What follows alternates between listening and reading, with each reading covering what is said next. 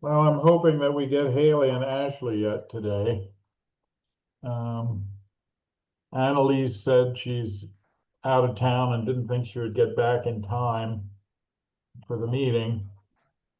Dawn is in the woods somewhere in Minnesota, northern Minnesota. And Jim, I guess most of you saw his email. He's finishing up his vacation and decided that he wouldn't be with us tonight. So we best get started. We're here. All of us know who each other is, except for Andrew. Andrew is our 2026 conference host from Columbus, Ohio. Yay. Yay, Andrew. We're very pleased that you're here. I'll start the meeting off with a prayer. And so if you'll all join me in a spirit of prayer. Gracious God, we come before you with hearts full of gratitude and appreciation for this time together. Thank you for the opportunity to gather and discuss important matters. Help us to recognize the value of each person's contribution and to express our gratitude sincerely. May our gratitude be evident in our words and actions. Guide us as we strive to make UCCMA more known and more relevant to our members and those who still know nothing about us. We appreciate your presence with us. Amen. Amen. We're going to ask that we open the meeting each month with a different board member bringing the opening prayer. And if nobody volunteers, then I'll do it. But I wouldn't see why we couldn't get some more folk to volunteer. So if you don't volunteer tonight, we'll contact you and see if we can get you to volunteer in the future. I can actually do the 14th, September 14th, if you Well, like. that'd be great. Okay, I'll add Excellent. it. Thank you very much. Amanda in September. Excellent. Thank you. The secretary's report that Joan did for us last month highlighted our general membership meeting that we do every year in July, or that we sometimes do every year in July. Normally we do it at the conference, and we decided this year that we would do it by Zoom, of course. It was sent out to most of you, to all of you maybe, I don't know, hopefully. I don't know if you got it, Andrew, but by the way, do you want to be called Andrew or Andy? Andy is great. Andy's good. Okay, then we won't be so formal. But we will make sure that you're on the board list now. So we'll send that out to you. Make sure that you get that, or maybe Donna can just add that directly to her list of people that the minutes get sent to. He is on the board list as the conference host. I read through the meeting notes and I didn't see anything that looked out of line or that there were any problems with anything. Does anybody else have any additions or corrections to what Joan did for us? Okay, hearing none. Show of hands on who approves the minutes. Yay. Okay, good. Most of you got Jim's treasurer's report. And I really like how he spreads those things out for us, and makes certain that we understand what's going on, because I'm not a numbers guy and I can actually figure out what's happening. So that makes life really good. Andrew, you probably didn't get that. or did you?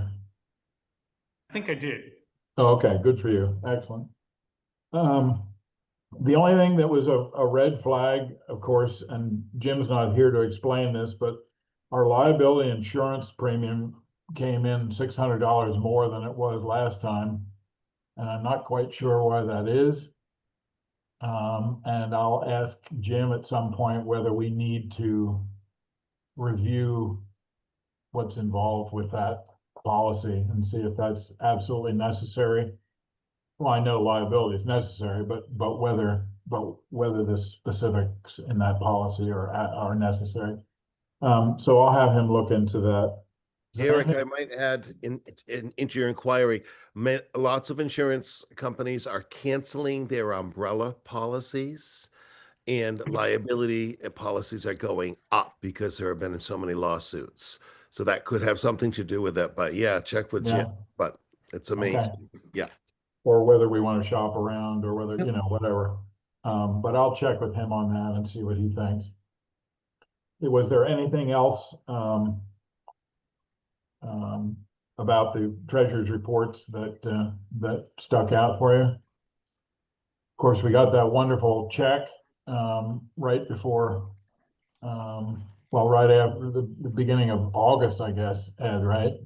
Yes, And so, that's now going to be under the purview, what we do with that check is now going to be under the purview of Annalise. And she will spearhead as to where we're going to, send that amount of money from the church in New Hampshire. And Annalise and Michelle are going to use that in a Facebook, post about the spiritual royalties program that we have, and hopefully spark more interest in that, and do a direct link to the website and all that kind of thing. So you may see that come out here very shortly. There's Eric- anything else? Eric, Yeah. was it decided who was writing a thank you note for that? Yeah, Amanda and I are going to talk about that. Amanda and Don and I are going to talk about just general policy on writing the thank you notes. I'm fine with doing it, and Amanda's fine with doing it. We just need to know who's going to take care of this. There was also some talk about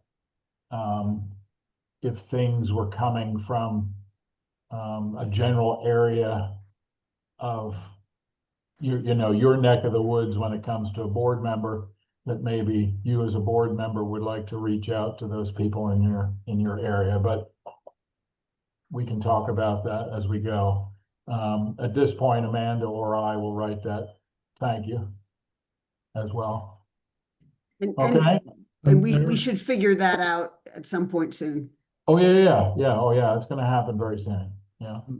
Eric, I think from what we've heard from Annalise, she's already talked with the donors from New Hampshire. She has. She talked to So- the New Hampshire folk, and she talked to the lady at the Hartford. No, the lady who wrote the thank you letter from Hartford, where we had sent the money in July. They're going to use that. I'm sorry, I got these two things mixed up. Yeah, The money that we sent to Hartford from the money that had accumulated through the last year, the thank you note that we got and we sent out to you, we are going to post that on Facebook just to remind people, and then we will do the thank you to as well. The thank you to New Hampshire. That's a different thing altogether. Didn't mean to equate this. Yes, but Amanda, we will do that right away. Yeah. Okay, the other thing, Eric, is that Jim included in his email those two things for consideration. Did everyone see that? I can update you again on that. Number one was if it's necessary to transfer funds to cover general expenses, the protocol would be to transfer from the 12-month CD with no penalty. And it would be a short-term loan from the scholarship fund. Right, That's the protocol set up. right. If we Yeah, want to change it, then we have to let him know. Was right, number one. Okay. The other thing was, and the decision would have to be made about your reimbursement potentially for a trip to the conference site.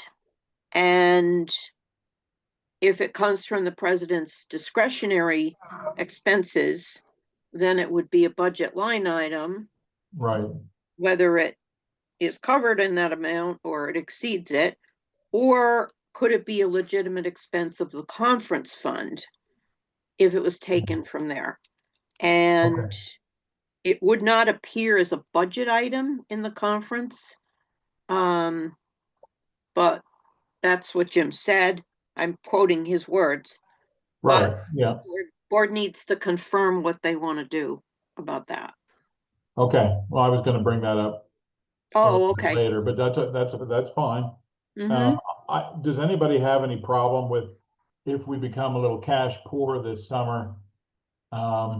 Taking money out of the scholarship fund, a loan out of the scholarship fund to cover that. Jim can take care of it that way. Does anybody have a problem with that? That's what we had decided and discussed about, so. Right, yeah, so no problem. that's okay. Yeah. My trip out to Columbus that's coming up this week, I had said about covering the hotel expense for my wife and I when we're out there.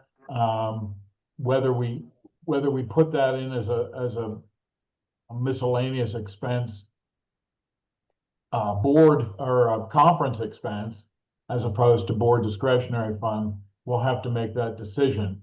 Does anybody have a feeling on that before we go forward with that? It seems to me it's a conference expense. I think when we all went out to visit some site, the whole board, I would assume it came out of that fund. Yeah, I mean, it is a conference expense. I wouldn't be doing it and charging it to the board if it wasn't for the conference. So, Right. and we're just going to do the hotel expense. Great. Andy, how do you feel about that? That is fine. Okay, all right. I think that's how we'll go with it then. Don wasn't sure what he did when it came to Greenwich the last time. And so I thought I would run that by Andy first before we went any further. So board, are you okay with that? Great. Yep. Can I just make a point about the Yeah. conference fund? Yes, It's there in case of a disaster. It's not there to fund conferences. The idea of a conference is to try to break even or make money. right, And if you come up a little short, then we have the fund. right. But it's now become kind of a bigger than that concept. So everything's coming in and out of it. So I just hope people are aware of that. Right. We try Okay. and make the conference as self-sufficient as possible. Yeah. But if for some reason we don't get the kind of response we need to have, based on a certain number of attendees, or something goes a little overboard, then then we have that fund to go to cover it. Great. That deficit will never be a church incurred expense. Okay. Right. And so Andy can rest assured that he doesn't have to make dad's money. Right. It helps the conference director a lot to know that that's there. And we've talked about that a few times before. Okay. We'll go over that this week. I'm sure we'll be talking numbers at some point, Andy, on Tuesday and Wednesday. Okay. Okay. Anything else for the treasurer's business? Can I see a show of hands, people who approve the treasurer's report? Thank you. 2, 3, 4. Good. I don't even know if we have a quorum. It doesn't matter. We're gonna move on. I don't know where Haley and Ashley are. I'm a little disappointed in that. We'll have to check up on that. On number 4 on my agenda, and by the way, I do agendas because if I don't, my brain will not work. I can't keep things straight without writing it down and having it in front of me in black and white. So I'm not crazy about creating lots of paper, but I have to have it in front of me, or because I'm old. What can I say? Thank you. We all need it. So anyway, my president's report, I thought that I would put down here the visions for this year, so that we have something in front of us, keep us moving forward, to keep us focused. And so these things were what I talked a little bit about in the meeting last month, but I wanted to make it clear to the board that this is what we're pushing toward. Of course, number 1 is enlarge the UCCMA footprint within our denomination, encourage more membership, more inclusiveness, blanket the denomination with awareness, strong push for the conference, and then the ultimate goal with the endowment fund then is to reduce or eliminate dues when we have an endowment fund large enough to run the organization through its interest. We're going to push really hard on that, and that's why I'm a little disappointed that Ashley's not here, because we had some things to talk about when it comes to that. Number 2 is to better serve our membership, find new and better ways to address the needs of our musicians and congregation. To that end, I know Amanda has some ideas, and some of you, the rest of you may have ideas as well when it comes to that. We're gonna look at the website and see if we can make it more friendly and more resourceful for our membership, so it's easier to get around and easier to keep track of stuff.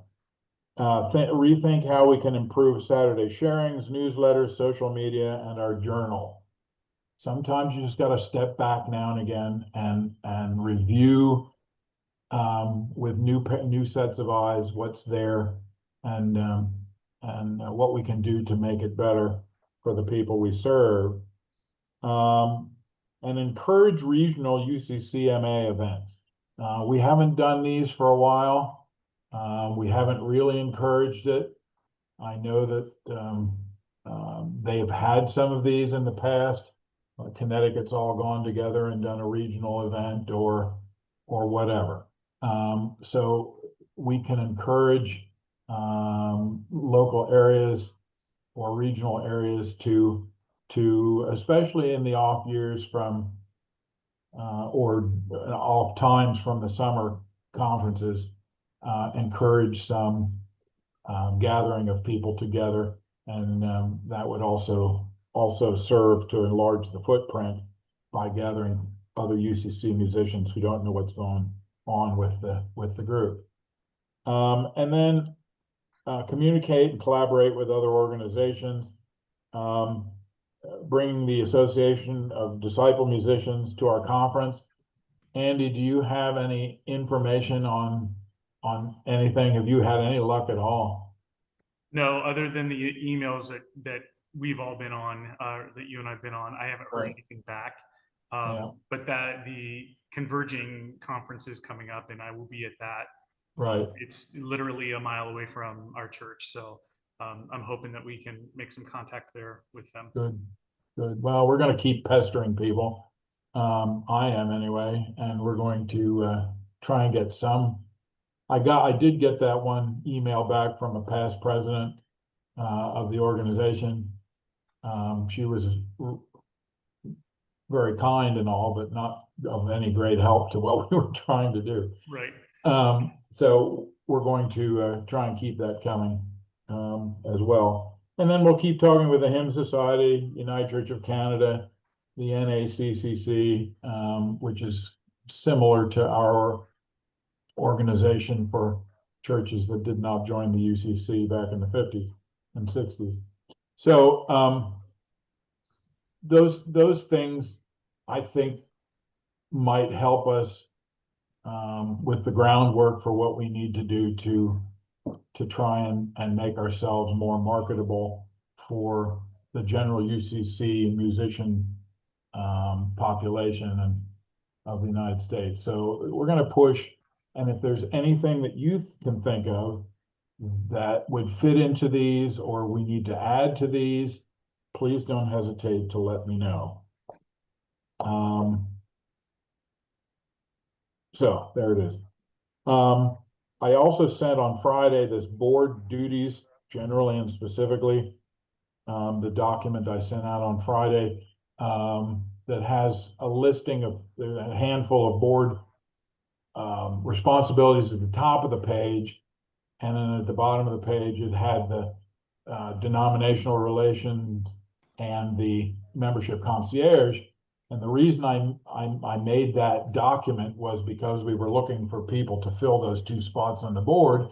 And when I was contacted by people who were interested in those spots, I sent this document to them.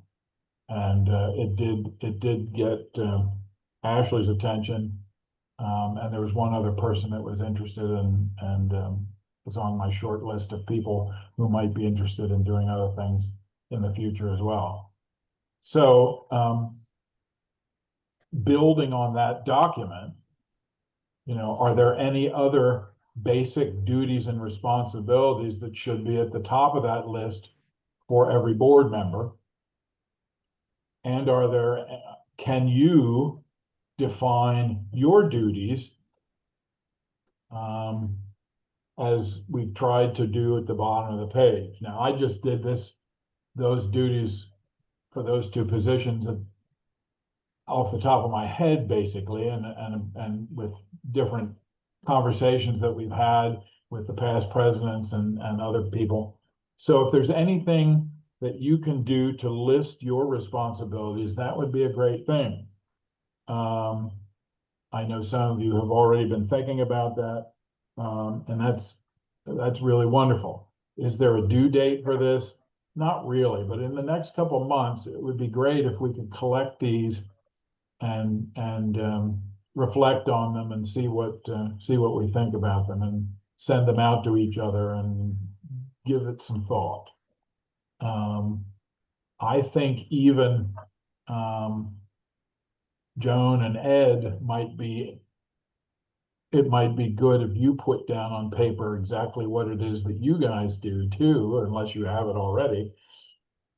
And Donna and Jim and, I will put down on paper what it is that the president does. I'm not quite sure yet, but but if we could do that, I think it would really help defining direction as well. What is under each person's purview, and of course Peter is chaplain as well. I didn't mean to leave you out, Peter. Sorry. And Eric, I think it's very important that you are like a tick on a dog every 3 weeks. Did you do this? We need this if people need to really do it. And my response to you is I need to have my thinker on. I need some time to process it. Right. I'd be glad to do that. But sometimes if it's not a priority, it falls by the wayside. Right. As you as the president, use that power or that position or that gift. We'd still like to have this, please. Right. Yeah, I'll be annoying. It's okay. Thank you. I've been told by my wife and children that I can be annoying. Eric, yes, just Don. one thought that comes to mind when you're naming all the positions. But since there is no president-elect at the moment, Right. it could be kind of important to earmark what that position holds. Right. Yeah, and outside of just being ready to step in in 2 years, but what is that? How can that person support the board and the organization? Give people an idea, and maybe that would spur on some interest in someone. Right, and I appreciate that. We're going to get to that here shortly. But yes. I do agree with you, and I'll work on that. The Google Calendar is up, and hopefully you've added stuff to it and looked at what it is that you do as you write your duties down, and then add them to the calendar. When do certain things have to happen? When do we need to take things to the board for approval? When do we need to send out things? When do we need to, whatever it happens to be, when do I need to have my president's message to Joan for the newsletter? When, all those kinds of things. And Joan's already put those on. And that's a good thing. So anything that you can put on there that helps with that would be great. As I said, I'm going to Columbus this week. We leave tomorrow morning. My wife and I were visiting my aunt in Pittsburgh first. Don't take that personally, Andy. And then Tuesday we'll drive from Pittsburgh to Columbus. And so we'll be there for dinner time on Tuesday, if you want to get together. And you and your wife and my wife and I and sit and talk, and then I figured like maybe Wednesday morning we could tour the church and see the area and talk about what you have so far and any questions or problems you might have. That sound okay to you? Excellent. Good. Be sure you take pictures, because we could will put take pictures. pictures for the newsletter Exactly. and the website. And the website, yes. Then what's next? We do have 2 board openings. Right now we have 9 board members. We could have 11, as many as 11. The 2 spots that are open are president-elect and member concierge. And I really want to fill this member concierge thing, because there are lots of holes that are happening in what we're doing where people are falling through, and we need to get on board with that. But of course, president-elect is also a necessity too. And the reason why we don't have a president-elect is because the board is fairly new. We had 4 new board members. And to cover those people that have resigned, have had health problems, have decide not to re-up, or have died. Poor Susan. And so I'm not comfortable yet asking somebody to be the president-elect when, there's Donna and Jim and I and Peter, who've been on for a while, but we all have positions to fulfill. And so we need to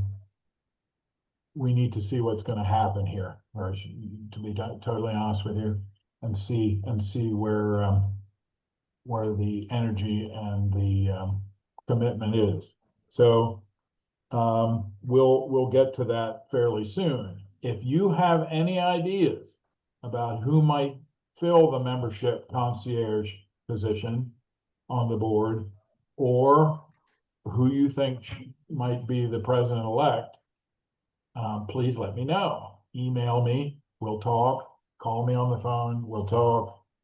I love talking to you guys. You're a great bunch. So that's that. I had new brochures printed. Joan updated them, and we had those printed up last week. And so I have I have 500 new brochures. I also have envelopes, UCCMA return address envelopes.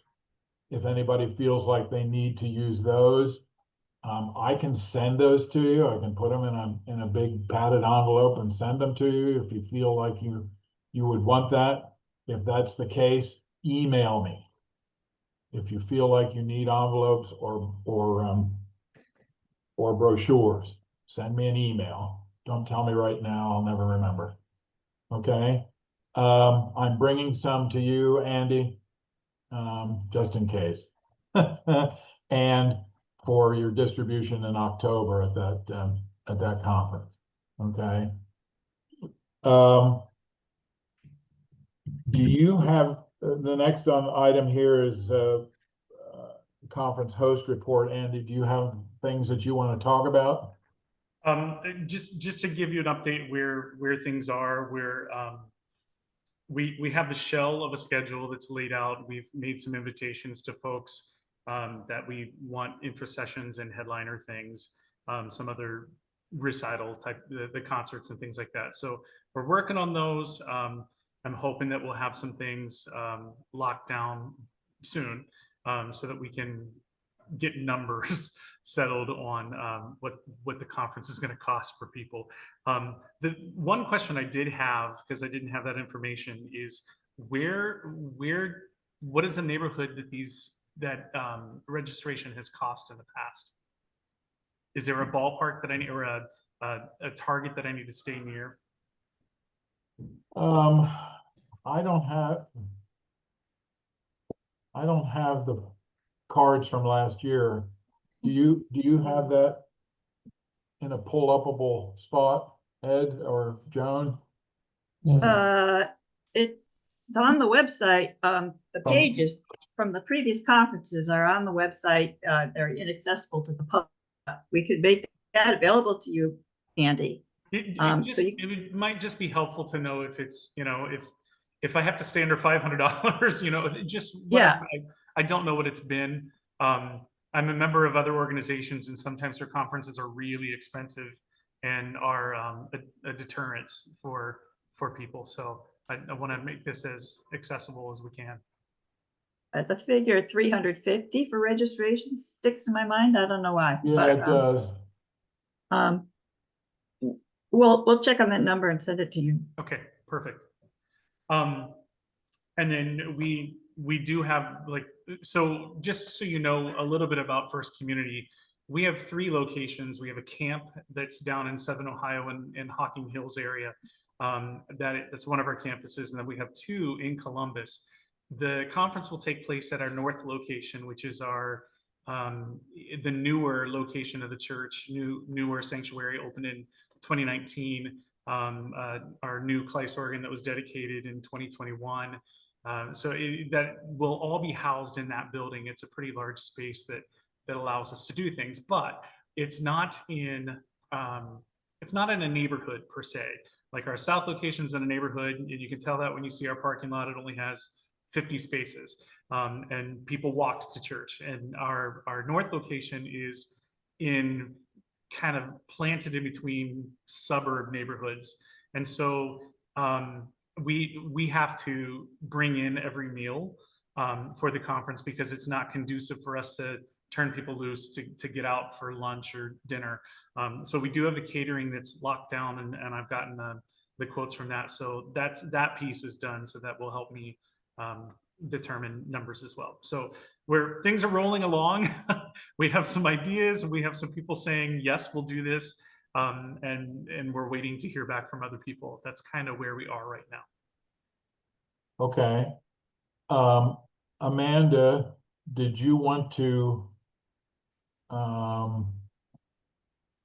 offer as the education director for our organization, did you want to talk to Andy at some point, or? I absolutely do. I was going to bring it up when we got to me, but Peter's ahead of me on the list, so I was going to wait patiently for that. If it's also helpful, just to kind of tell you areas that we're focusing on for interest sessions. And then if we're missing something here, if there's something that you think we're overlooking, maybe you could help us out with that. But some of the session ideas that we have right now are contemporary worship trends and ideas. So we have a contemporary service at our church that is not Hillsong, I want to say it that way, but we're a pretty progressive church, and so we have to be very mindful of texts that we use, and And sometimes praise and worship isn't always conducive to that. And so my worship coordinator for contemporary is very good at navigating that field, if you will, and coming up with some really cool things. So we were looking at doing something in contemporary. I wanted to have organ keyboard skills or a session. Something that I think might be interesting and might be helpful for younger folks is that, organists are not coming out of the woodwork now. And so maybe looking at practical ideas for a keyboardist who is not necessarily an organist, things of that nature that might be practical for folks like that. Looking at choral trends in children's music or children's youth and in adult music, handbells. My area of expertise is actually, I'm a voice teacher. I teach on faculty at OSU. And I teach diction and performance repertoire classes. And I recently went to a national ACDA conference and I presented at a national conference. But the reason why I'm bringing this up is that out of the multitude of concerts I attended, there were major diction issues that came up in every choir on the national stage. And so diction is something that I thought I might do a session on, refreshing some diction things. Then we also have I have a friend who is UCC. Actually, I think they're disciples, but which is another reason, because it's actually at his church, the Convergence conference. He is a composer. We commissioned a work from him recently that we premiered in July. I'd like to have him do a session on some applications of arranging, maybe writing descants, doing things like that for church musicians, to give people some ideas and tips on how to do that. And then technology and worship. Are there other areas that we've missed? Andy, I'd love to go back and piggyback on your contemporary music that's not Hillsong. I strive to do all kinds of things in my little church, and I'm quite ignorant of the contemporary stuff that is not my cup of tea, but I can do it. And that is more progressive and magnificent. Maybe there's something that you would have for some examples of that style and genre. Well, that's what I was going to have her do. Actually, the Saturday morning worship service is going to be led by our Common Grace band. So the attendees will get to experience contemporary worship with what we do in our style. But I was going to have Janelle do a session on how she goes about doing programming and arranging and things like that because she really does pull a lot of things out of different resources, because we really don't hop on. It's not a typical praise and worship service, I guess is what I would say. It has a very folky kind of quality, but not camp song. So I really like what she does. It used to be a service that was on Sunday evenings at 5:30 that only attracted maybe 35 people. It's now moved to a Sunday morning, 9 o'clock, and they average about 150 people every Sunday in that service now. So, and that has not taken away from our two other traditional services at the other in the main sanctuary and at the other location. Those have also seen an increase. So she's doing something really right, but it's also not killing my traditional program, if you will. Wonderful. Right. Well, you and I had spoken, Andy, about addressing smaller churches, smaller choirs, Yes. non-SATB repertoire, musicians who serve multiple congregations. And again, with organists and choir directors who have to do that kind of thing. Yeah. And organists, of course, who don't have the organ skills, which you already said. And for people who are not full-time church musicians. Right. Or full-time musicians at all, actually. to give them a little better handle on how to deal with stuff like that. So there are an awful lot of congregations around that we would like to touch in that regard when it comes to the needs of what. Right, and that is something that we've been. I mean, even in the theme of the conference, that was kind of taken into consideration. Right. We thought that probably there can be some intra-sessions that go with that, but we thought that the repertoire ideas would come from reading sessions. So we will definitely address the non-SATB stuff in reading session materials Right, as well. right, exactly. Wonderful. And I guess I would like to throw in here, even though I was going to wait because we were talking about this stuff. So Andy, we don't know each other. I actually write quite a lot of hymns and worship music. I have a website of free use music, which, by the way, your congregation is as welcome as anyone to use. It's called queersacredmusic.com. There's about 150 pieces on it, I think, these days. And I mentioned that partly just in case that's useful to you, but also because part of my relationship to Akma is in my composer, hymn writer kind of role. That's part of it. And I would be delighted if there's interest. So last summer, I offered a workshop on inclusive liturgy. I now actually do inclusive liturgy consulting as a result of that. But I would be delighted to offer, for example, an old tunes, new texts workshop on, what can we do in congregations that are largely people for whom the familiarity of the old tunes is important, but they are willing to entertain new ideas around text. So that could be more theoretical. It could be an actual text writing workshop. I mean, there are lots of options. So just keep me in mind for that. The other thing is, thank you. Sure. The other thing is, in one of my other lives, I'm a sociologist and I have pretty substantial expertise around inequality issues. I have a book called Cultural Processes of Inequality. So if there's an interest, one thing and I'm going to come back to this when I talk again in a couple of minutes, but I was thinking of beginning to write a column, maybe for the newsletter rather than the journal, about sort of DEI, justice, and worship music.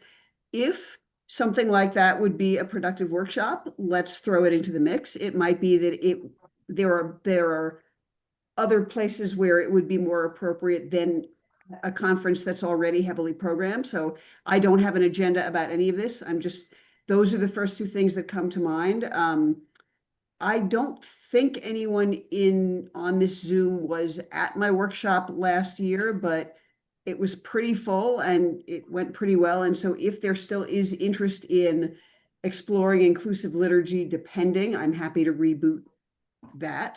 And Peter is someone here who uses my music quite a bit and can kind of speak to its appropriateness for this moment, I guess, if that's necessary. That's wonderful. Thank you for that. Sure. I'll leave it there now. Yeah. No.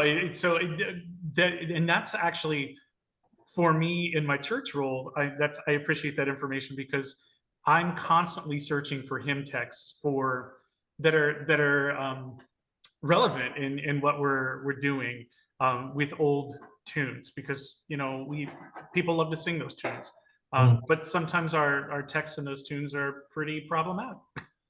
There is a whole subpage on my website it's either called New Texts, Old Tunes, or Old Tunes, New Texts. So Wonderful. Save yourself time, just go right there. Thank you so much. Yep. Okay. Anything else, Andy? I think that's all I have. Okay. Well, thank you for all that. I appreciate that. And it's really wonderful to have you with us to do all that for us. We're going to move on to Peter. What do you say, Peter? What's up? Hi, everyone. It's so good to be here tonight. And Andy, your speaking voice has got wonderful diction. I noticed it from your first word. Oh, he's a good singer. Anyway, I'm so glad to be here tonight. Now, people, I've been working on the Epiphanies for the Mill for several years, and I took August off this month. I had too many deaths and a wedding. Oh, here comes the bride, short, fat, and wide. Well, you should have seen it coming through the door.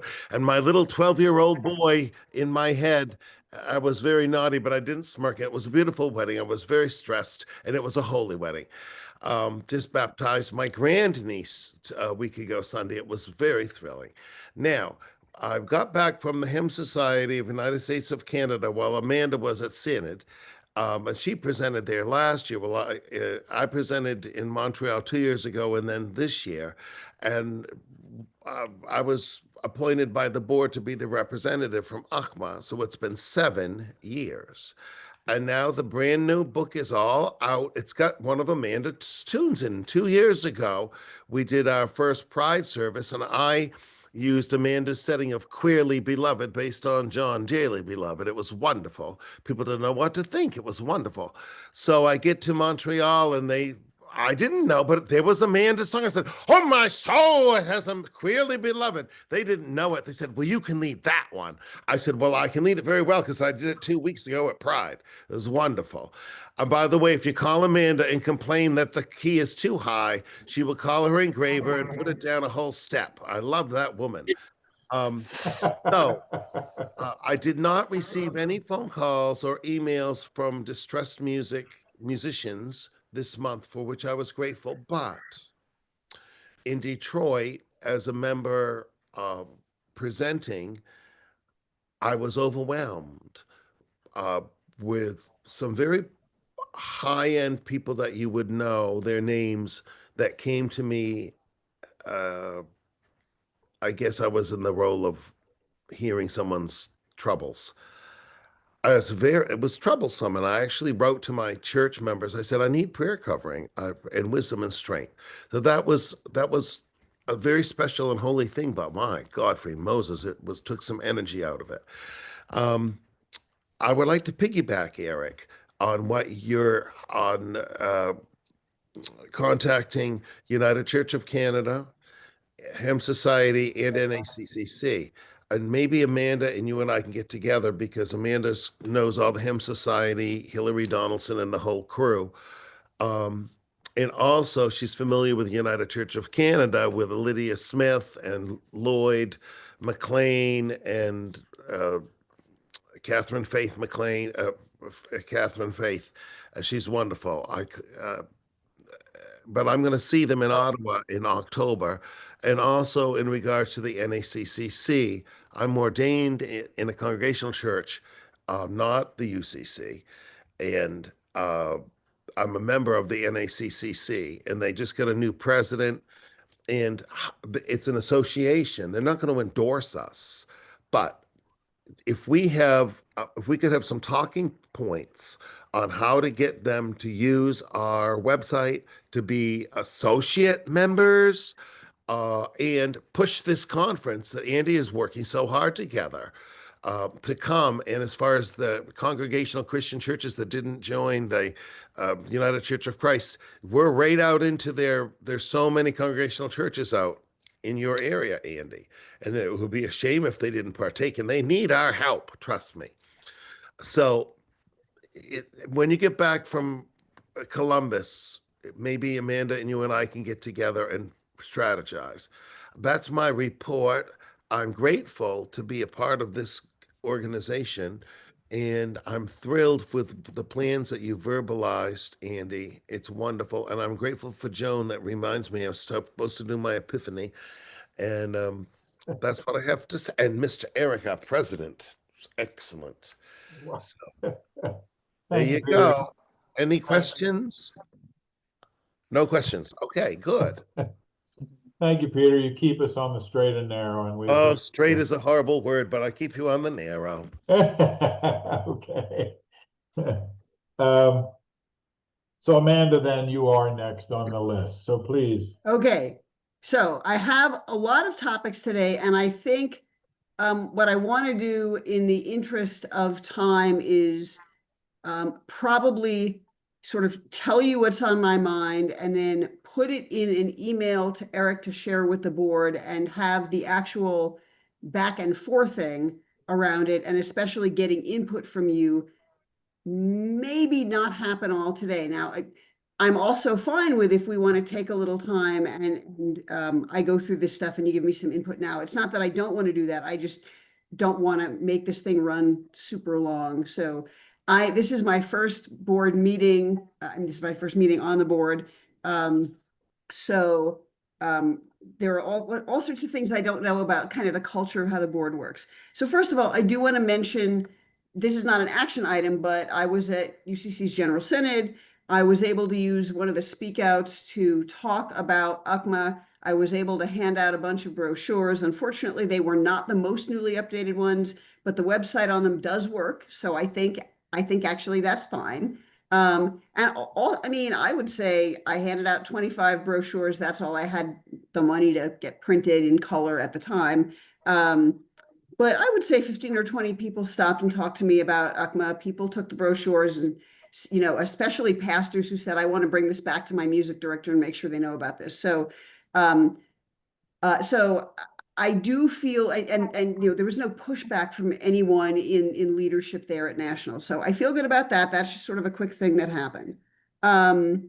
So the sort of three topics I have in mind today have to do with Saturday sharing, and with some writing I think I would like to do, that I'm beginning to try to rethink maybe where I do it. And then the idea of surveying the UCCMA membership in relation to DEI and education needs. So as much as I would love those of us on this Zoom to have and share ideas about, you know, what do you think our membership needs in terms of DEI education, in terms of thinking about the justice component of worship music, in terms of general membership development. I'd really just, I mean, as a sociologist and institutional researcher, I'd really just like to ask the membership. So one thing I'm hoping to do is draft a survey pretty soon and run it by the board for improvement, because it'll just be a draft, and then figure out the best way to get it out to the membership. So I don't just want it on the website. I don't even just want it sent once in a newsletter. I would much rather, if this is doable, have literally email the membership independently of the newsletter with a link to a survey, which I will happily design, host, and analyze. So, so if there's any sort of urgent feedback about the survey issue before I draft a version and send it to the board, by all means, please give me that feedback now. Otherwise, I'll presume this sort of thing is okay to do, and that we will work out the details kind of over email. So before I jump to my next topic, any immediate thoughts or concerns about the survey idea? No, I think it's a wonderful idea. I think it's great, and that you need to pursue it and get it out to us whenever you're ready to do that. Okay. The more we can share amongst ourselves between meetings to hone what it is that we want to do, the better. Because hopefully people will respond and be thoughtful, and you know, all that kind of thing, when and give responses that are great. We love the flying thumbs up there. Okay, so that's awesome. The second thing is I contribute pretty regularly to the journal, but generally what I'm contributing is my own music. So just, even though it is freely available on my website, it doesn't hurt occasionally to have a new text or score or whatever in the journal as an immediate resource for people. And that's something that I would kind of like to continue, but in taking on this DEI member education position, it occurred to me it might make sense for me to use, I thought initially, the journal as an educational venue for thinking about DEI, justice, and worship music. And then when it's actually interesting, as I was reading the membership concierge position and kind of noticing that in that item, it indicates that I would be responsible for providing updates on workshops and Saturday sharings, which is absolutely true. This is not a comment about that. But as I was reading that, I thought maybe the newsletter would be a place for me to develop and generate a short column, regular column, sort of like Epiphanies, maybe, I don't know. Um, um, and so if I were to do something like that for the newsletter, again, keeping it brief but regular, that then frees me to continue bringing more specialized stuff or even my own resources to the journal. So I thought, knowing that Ed and Joan would be here, I wonder if any of you, but certainly the two of you, have any thoughts about whether that is appropriate, inappropriate. If I were to do it, what kind of word count would be, what's the word, sustainable? So this is going to be news to everyone, including Eric. But Joan, any ideas? Hey, sounds good to me. We need anything that's different in the newsletter. To grab people's interest. And a word count. Yeah, let me, I'll send you a sample word count. Great. Okay. Yeah, when you and I originally talked about you doing a column, I wasn't overly sure about the journal as a place for that to happen. I think it's a little bit of a different animal to what you want to do as a regular column. So I think the newsletter is a wonderful place to do that. Yes. And of course, Peter does the blogs on the newsletter as well, and I'll be doing I guess an introduction every time we send the newsletter out. The president says something. I'll try and make it useful. It will be But useful. I think something in the education DEI area would be absolutely wonderful, especially in these days and times when people are scratching and clawing for positive ideas and things that they can grasp, you know. So I think Okay. that would be a great idea. Okay, so I think for me, the main action item there is, Joan, at your convenience, no rush. Thoughts, samples, whatever you think would help me think well about this, but please don't feel any time pressure. I'm super busy anyway. So let's just move this in the direction of forward. So that's great. I have to say, I was thinking, if you approved it, I was actually thinking of calling it Micah 6:8 Reflections.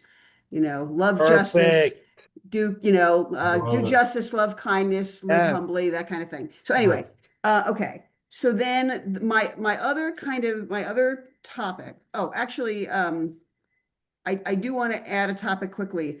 I quickly drafted bullet points for the director of DEI and member education position when Eric sent out that larger set of responsibilities. I'm looking back, I think I only sent my proposed bullets to Eric. I would like Eric to send those to the board and have the board weigh in on improving them. Do you think that's a reasonable thing to do? Because this is And that's what I'd like to have happen in the next month or so, is to have everybody share their lists of responsibilities, their own job descriptions around, to see if anybody else has anything that however they want to react to it. So yes, that's fine. If you want to go ahead and do that, you can feel free to do that, because I'm going to be away until Friday. it's not a rush. Right. But I can still do that for you if you want me to do it. Oh, okay. You actually have that email from me. So I if you don't mind just taking that off my plate, I would be so grateful. Yep. Okay. Great. Okay. So then the main thing, hopefully not to take up too much time with the Saturday sharings, obviously one of my hopes with this survey idea is to get input about either concrete ideas for Saturday sharings or places where membership feels there are sort of gaps or frustrations or things like that. So in a way, Andy, I'm sort of hoping that if I do this fairly soon, and I think my aim would be for the survey to happen in September, if I can manage that, maybe that's early enough to help inform your thinking about the conference. I can't be sure, but I can't do it before September in any case. But anyway, let's make sure that you and I are in contact about, what emerges from that. With the Saturday sharings, I'm really hoping to have Peter and Lydia Smith from the United Church of Canada, and Peter being Peter, who's here now, talk about Then Let Us Sing for a Saturday sharing. And Peter, I think I said to you at some point, I'd like to have that happen, but my aim is to email the two of you sometime soon and figure this out. So just to let you know that. Andrea Moran from Disciples has she's sort of a friend of mine, and she has sort of agreed to do a Saturday sharing on the convergence movement and its resources. I think that can't hurt. I'm not sure how easy it's going to be to pin her down to a date, but I'll try. So a quick question. Is there any sense that there is a better Saturday or a tradition of like the second or the third, or, is there something I should keep in mind, or are the Saturday sharings theoretically flexible in terms of booking them for when someone could do them? I mean, what is the feeling of the board about that? I Yeah, think that- it's partly dependent on who's available and when they're available. And Yeah, it's often been later in the month. we're no Okay. longer doing our meetings on Saturday morning, so we don't have to worry about that anymore. Oh, that's true. I think wherever you can schedule them is good, as long as they're not holiday weekends. Sometimes I think that might be a consideration. Okay. Okay. So then I think the last topic in relation to Saturday sharings that I have, and I'm just going to be really straightforward and say that this is quite awkward for me. Ruth had kindly developed a list of Black church musician contacts, and her expectation of me seemed to be that I would be contacting these people to try to get them to come do Saturday sharings. And right now, I feel as though the sort of the two pieces of my role perhaps are in a little bit of tension, in that I don't simply want to contact these people and say, hey, we want more African American representation at our Saturday sharings. Like that feels really tone deaf to me. So what I am pondering is spending a couple of them are actually, one of them is someone I already know fairly well. So I'm not worried about him. I don't think he's going to have time to be available. But what I'm kind of thinking of doing is finding out more about them and then trying to figure out if I can approach them in a way that already takes something about their specific situation into account. And with that in mind, ask whether they would be interested and how they might see themselves as having something to offer. So on the one hand, I'm certainly not saying they don't have something to offer. On the other hand, I want to bring to this the proper respect for who these people are as individuals, not merely be approaching them out of a kind of a broad diversity mandate with no context. So do any of you have any suggestions or thoughts about how I might do this respectfully and skillfully? Because it's not about my not being interested in doing it. I just want to be careful how I do it. Amanda, you just answered your own question when you Okay. talked about the person that you knew and the other person that you knew and the way you were going to invite them. Do they have something they think they could share? And bravo and congratulations for voicing your concern, which is, I would like to say, is all our concerns. We just don't want to say, oh, could you share this because you're such and such. That's just so wrong. So good for you. I would go see your friends and say, hey, there's so much to learn. Do you have something you'd like to share? And they'll say yes to you. They won't say no to you, Amanda. Well, we'll see, but okay. So that way of framing it clearly sounded good to Peter. Anyone else have thoughts or concerns before I kind of put that on my to-do pile? No, I would agree with you 100%, and with Peter. You do what's comfortable for you and make that happen, Okay. the way you wish to make it happen. Okay, Yeah, I was gonna say that it's important, that personal relationship is important. That if you don't have a personal relationship with so-and-so, maybe you know somebody who has a personal relationship, such as Ruth. Maybe she knows some of the people, so work through that way. And even though Ruth is off the board, I may actually recontact her after this and have a brainstorm with her, because I think she actually knows all of these people and I don't. Yeah. So she Yeah. might actually, okay. Yeah. Thank you for your tremendous patience. That is the end of my agenda, unless anyone has other questions or concerns for me. No, thank you, Amanda. We really appreciate that. You're always very, very conscientious about everything that you do, and we appreciate it immensely. We also like the divine light that shines from your head. Yes. Yeah. It's actually a chandelier. Okay. Oh. Oh, now you crushed my thoughts. You crushed my. Okay. Thank you. Obviously, Ashley's not here to talk about denominational relations. Annalise is not here, but we knew that she wasn't going to be here. Can I just mention those couple things that are under her name?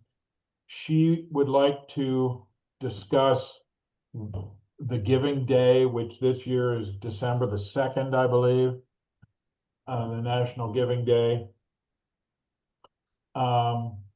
And then also another date, perhaps in the spring, perhaps in April or May, for a second giving toward the Endowment Day.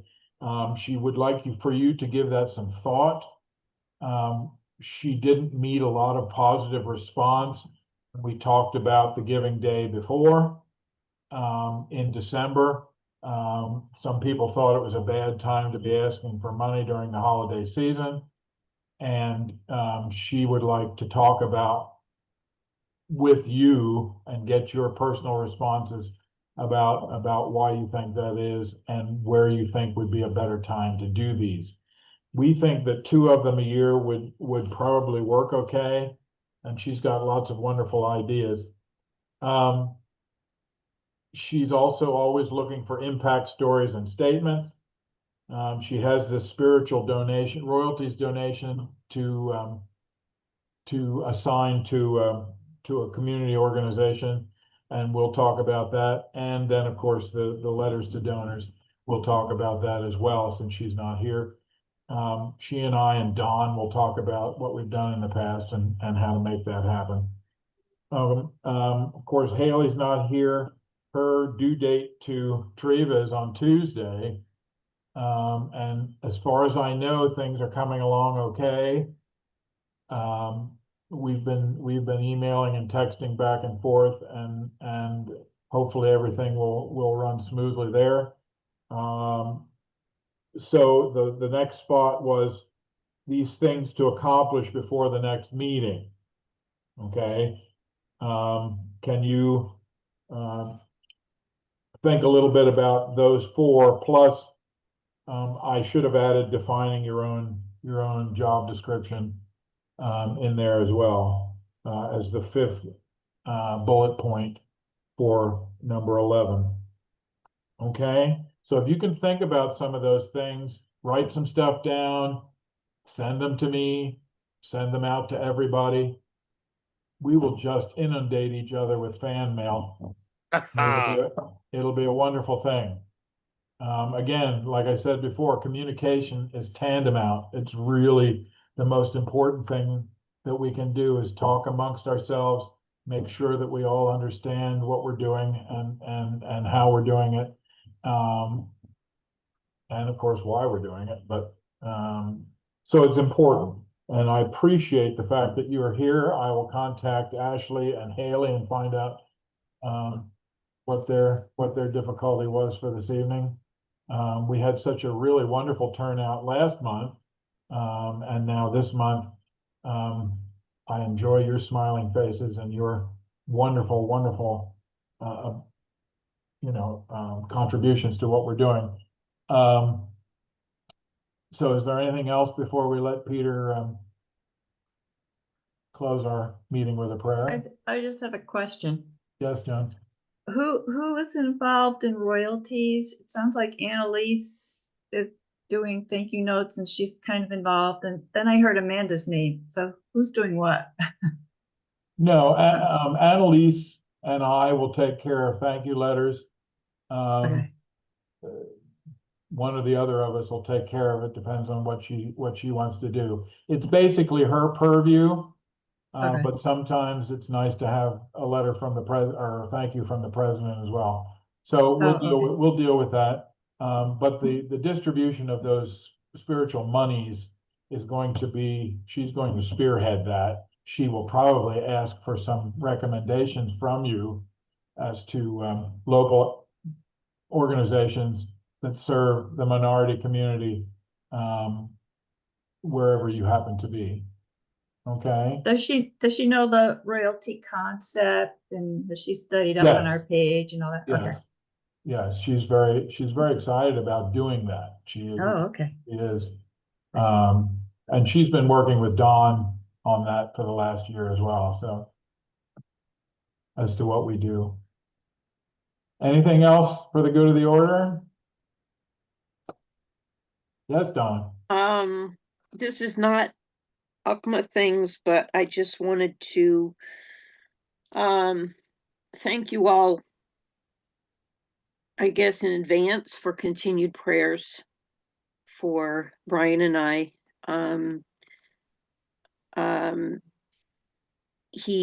For those of you that were not aware, because I was not on the board, he was deemed at 6 months, at 100 days to be in remission from the cancer, which was good news, but it certainly does not mean that he will never be cured of this 100%. It's non-curable cancer. And so therefore we were very happy with that news, but there have been some ups and downs in the process, which we expect. And so it's basically one day at a time. That's the way we live our life today, and hope that there are more positive days than any negatives that come into play. And we go back to Dana-Farber once a month, and we will be there this Friday. And always just hope that the blood results are okay when we get there. And then in November, which will be a 9-month point from the transplant, he will begin his vaccinations. So we hope that that all goes well and that there are no reactions or anything and that we can move forward. So, and that will continue until 1 year, till next February, to finish vaccinations. So just continued prayers and that, that he can continue on and remain strong in both mental and physical, and that I can remain strong to be here to support him and do whatever I need to do, because it's been monumental. Just trying to handle everything and, do a lot, even though he started doing things, but there's still restrictions. So I just ask for your prayers constantly, and I appreciate it. We're done. And always keep us up to date what's going on. Okay. Mhm. Peter, would you like to say a blessing? Shall we be continually fully present?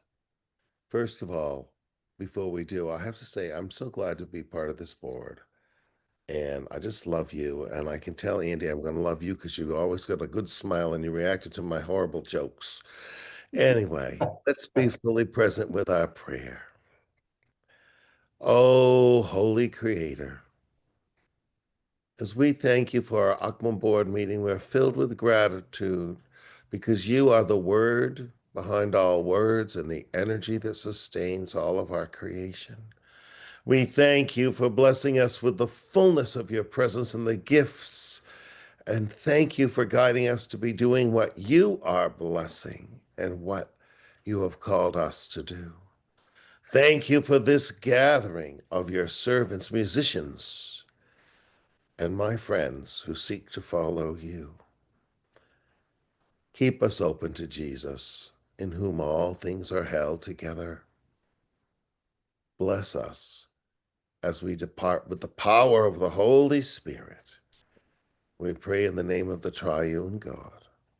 Amen. Again, many thanks to all of you. I hope Joan and Ed have a wonderful rest of their vacation. And Andrew, Andy, I'll see you on Tuesday. I'll call when I get to town.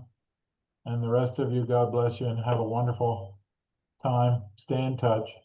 We're going to stay cool here at the Mill House with my good air conditioning because it's too hot. And We should have- Joan and Ed are in the grand state of Maine. And Donna, you're supposed to call me when you're going to come to Wells, Maine. I'll zip on down. I know. Yes, maybe in not- September. And I'm not going to look in the rearview mirror when I go to Wells because it's like northern Massachusetts. I'm just terrified. So anyway, We should Yes, have had right. we let should me have had know you. if you fire up your broomstick, Amanda. I'll pick you up at the airport anytime.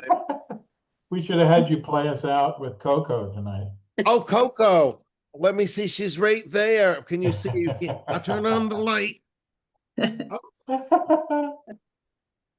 All right, all. Thank you so very much. You take care, and we'll see you next month. I'll see your little rectangles next month. See you Okay. next month. Bye-bye. Bye. Bye, Coco.